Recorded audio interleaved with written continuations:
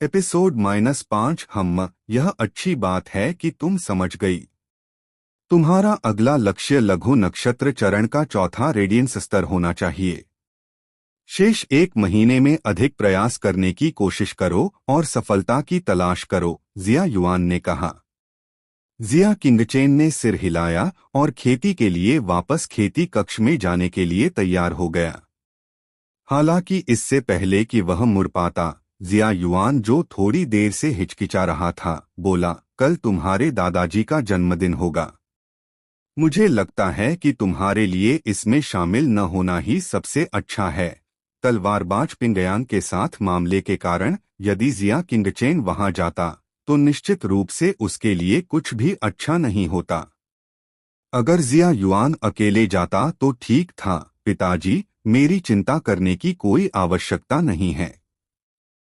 यह ऐसा अवसर होगा जब हमारे सभी परिजन वहां उपस्थित होंगे। इसके अलावा यह दादाजी का जन्मदिन भी है। बड़े चचेरे भाई मेरे साथ क्या कर सकते हैं? जिया किंगचेन ने बात की। जिया युआन झिझक रहा था। इस तरह से कहना एक बात थी, लेकिन खुले भाले से बचना आसान था, जबकि अंधेरे से छोड़े गए तीर से बचना मुश्किल था। कुछ देर की मिन्नत के बाद जिया युआन आखिरकार मान गया। ठीक है, अब हमारे गोदाम में जाकर अपने दादाजी के लिए कोई सामान चुनो। जिया किंगचेन ने चुपचाप सिर हिलाया। फिर वह गोदाम की ओर चल पड़ा।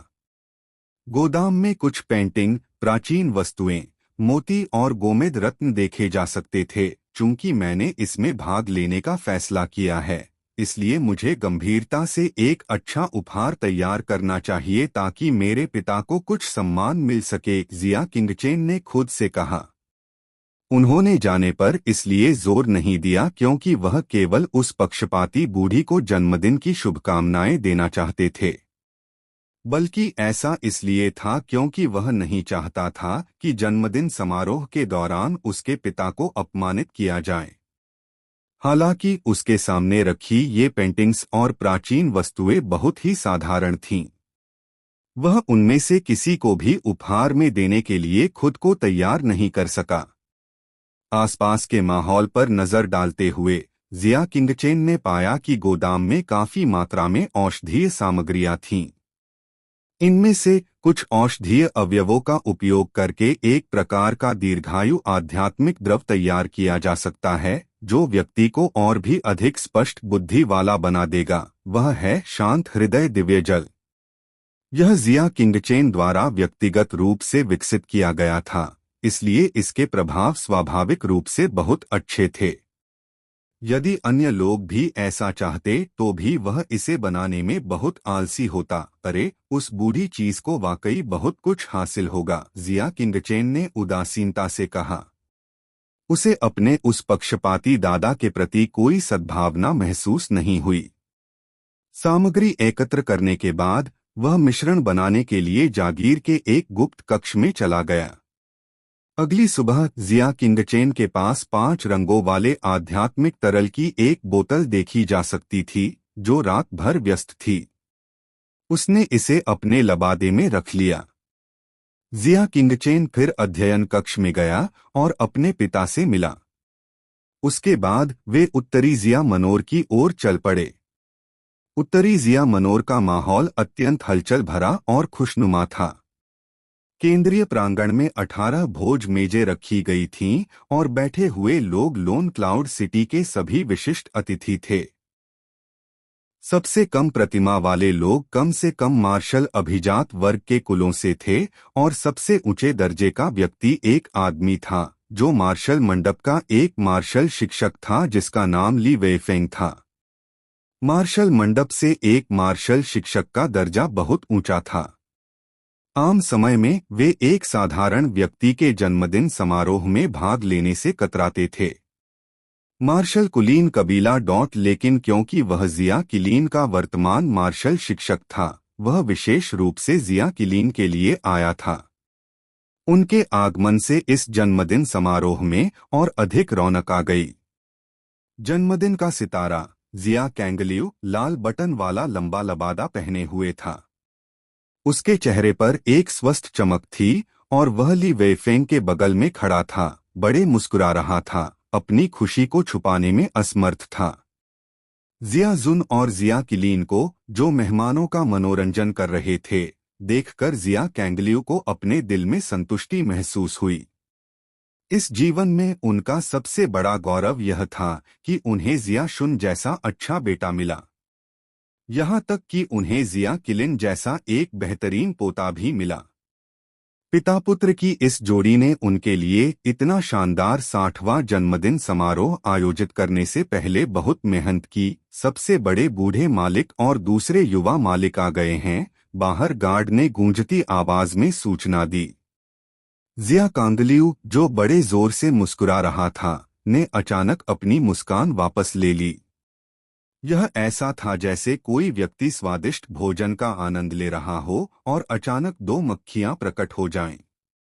यदि यह कहा गया कि जिया जुन और जिया किलीन की पिता पुत्र की जोड़ी ने उन्हें काफी प्रसिद्धि दिलाने में मदद की थी, तो जिया युआन और जिया किंगचेन की पिता पुत्र की जोड़ी ने उनका पूरी तरह से अपमान कर दिया था। जिया युआन ने कई वर्षों तक कड़ी मेहनत की थी, लेकिन वह महज एक साधारण जमीन मालिक कुलीन परिवार था। जहां तक जिया किंगचेन की बात है, वह तो मार्शल मंडप में प्रवेश के लिए परीक्षा में भी असफल हो गया था और वहां बेहोश भी हो गया था, जिससे वह शहर में मजाक का विषय बन गया और पूरे जिया कबीले का चेहरा खराब हो गया। यहाँ का माहौल तुरंत ही शांत हो गया। कई योद्धा कुलीन कुलों के प्रतिनिधि भौंचक के रह गए। जो लोग इस कार्यक्रम में भाग लेने के योग्य थे, भोज में शामिल सभी लोग योद्धा कुलीन कुलों से थे। जिया युआन एकमात्र ऐसा व्यक्ति था जो साधारण भूमिस्वामी कुलीन घराने से था। हालांकि किसने उसे जिया जुन का खून का भाई बनने के लिए कहा था, मार्शल अभिजात वर्ग के कबीले का मतलब था कि कबीले में कोई ऐसा व्यक्ति था जिसका साधना आधार प्रमुख नक्षत्र चरण तक पहुंच गया था और उसके पास साधना प्रकार और आक्रमण प्रकार का मार्शल कौशल था। केवल तभी जब कोई इन सभी शर्तों को पूरा करता था, तो उसके कबीले को मार्शल अभिजात वर्ग का कबीला माना जाता था। कम से कम लोन क्लाउड सिटी में ऐसा ही था। उत्तरी जिया मनोर को एक लड़ाकू कुलीन कबीला माना जाता था, लेकिन दक्षिणी जिया मनोर शर्तों को पूरा नहीं करता था और यह केवल एक साधारण भूमिस्वामी घर ही हो सकता था। जिया जू मेहमानों का स्वागत करने के लिए दरवाजे पर खड़ा था। जब उसने उन दोनों को देखा, तो उसने उन्हें एक सहज इशारा दिया। बड़े भाई, तुम यहाँ हो। किलिन, अपने सबसे बड़े चाचा को लेकर आओ। और उनकी सीटों पर चचेरा भाई जिया किलीन, जो किनारे पर खड़ा था, उसने समय लेते हुए कहा, मेरे साथ आओ। उनके नेतृत्व में जिया युआन पिता पुत्र की जोड़ी को वास्तव में केंद्रीय मेजबान टेबल पर नहीं लाया गया। इसके बजाय उन्हें एक महत्वहीन कोने में रखी गई टेबल पर ले जाया गया। जिया किलीन ने कहा, आज यहाँ आए ये सम्मानित अतिथि सभी सम्मानित और उच्च पदों पर आसीन हैं।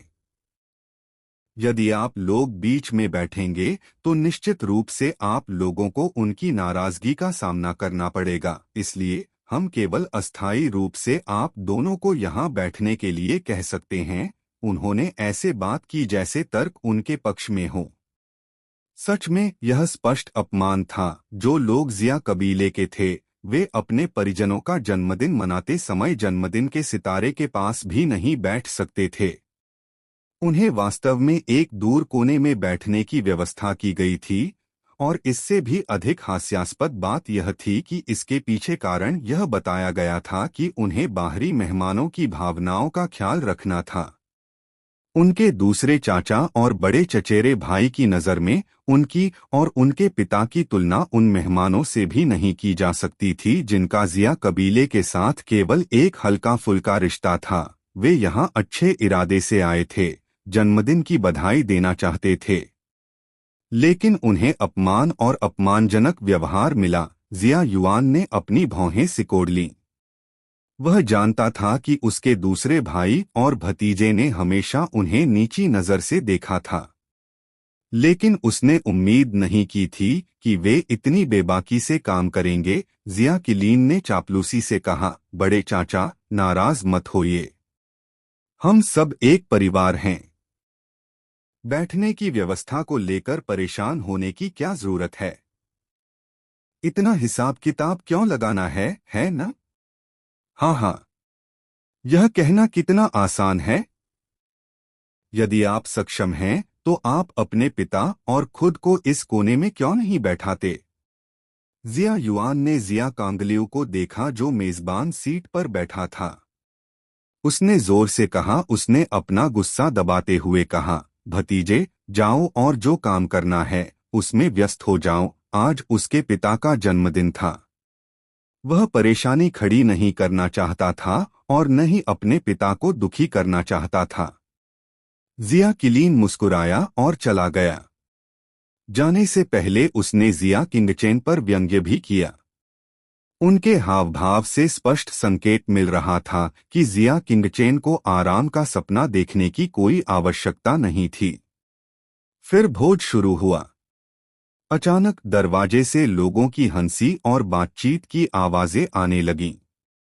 जिया किलीन के चेहरे पर खुशी के भाव थे और वह मेहमानों का स्वागत करने के लिए तेजी से आगे बढ़ा। जो मेहमान आए थे वे 17 से 18 साल के युवाओं का समूह थे। उनमें से हर कोई आलीशान कपड़े पहने हुए था और उसके हाव भाव बेबाक थे। वे साथी छात्र थे जिनसे जिया किलीन की मार्शल मंडप में मुलाकात हुई थी। ऊपरी अदालत। इस बार उनके दादाजी के जन्मदिन समारोह में वे सभी अपना समर्थन दिखाने के लिए आए। आप सभी का आने के लिए धन्यवाद, मैं इस उपकार को याद रखूंगा। जिया किलीन के चेहरे पर मुस्कान थी। उसने सीधे तौर पर उन्हें केंद्रीय मेज पर सम्मानित सीटों पर आमंत्रित किया। भाई जिया, तुम्हारी बातें बहुत गंभीर हैं। तुम्हारे दादाजी का जन्मदिन है, हम कैसे नहीं आ सकते? बोलने वाला एक दुबला-पतला मार्शल प्रैक्टिशनर था जिसके चेहरे पर मुहासे थे। उसके चेहरे पर एक बदमाश जैसी आभा थी। ऐसा लग रहा था कि युवा इस व्यक्ति को अपना नेता मान रहे हैं। याओजोंग, तुम अभी भी बूढ़े मास्टर जिया को जन्मदिन की बधाई क्यों नहीं दे रहे हो? दूर से ली वेफेंग ने पुकारा। वह बदमाश युवक कोई और नहीं बल्कि ली वेफेंग का बेटा ली याओजोंग था। हाँ, मैं बहुत ज्यादा चैटिंग के कारण सबसे महत्वपूर्ण बात लगभग भूल ही गई। ली याओजोंग हंसते हुए आगे बढ़ा। उसने अपनी आस्तीन से एक उपहार निकाला और उसे दोनों हाथों से पेश किया। मैं कामना करता हूं कि दादा जिया की आयु दक्षिणी पहाड़ों जितनी हो और आपकी खुशियां पूर्वी समुद्र जितनी अपार हों। यह मेरी ओर से एक छोटी सी चीज है दादा जिया, कृपया इसे स्वीकार करें। जिया कैंगलियू स्वाभाविक रूप से बहुत खुश था। उसने प्रशंसा करते हुए कहा, जैसा कि मार्शल ट्यूटर ली द्वारा पाले गए बेटे से उम्मीद की जाती है। कितना समझदार! ली वेफेंग को अपने दिल में संतुष्टि महसूस हुई। उसके बाहरी रूप से विनम्रता झलक रही थी। मेरे बेटे का स्वभाव जिद्दी और अड़ियल है। वह आपकी प्रशंसा के योग्य नहीं है। इसके बाद जिया किलीन और उसके अन्य मित्रों ने क्रमशः जन्मदिन की बधाई दी। जिया कैंगलियू इतनी जोर से मुस्कुरा रहा था कि उसका मुंह लगभग खुला हुआ था।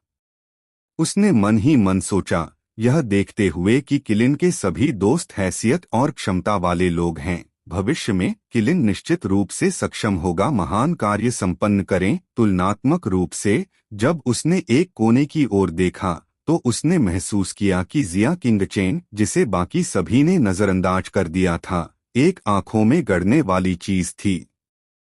दोनों की रगों में जिया कबीले का खून बह रहा था, फिर उनके बीच इतना अंतर क्यों था?